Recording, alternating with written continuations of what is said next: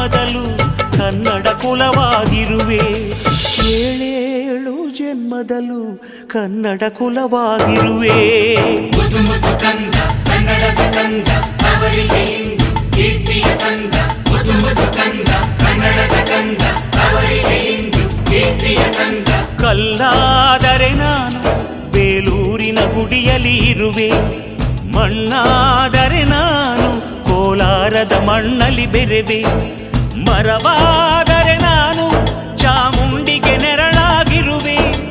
ಮಗುವಾದರೆ ನಾನು ಕಾವೇರಿಯ ಮಡಿಲಲ್ಲಿ ನಗುವೆ. ಸಿರಿಗನ್ನಡಂಗೆ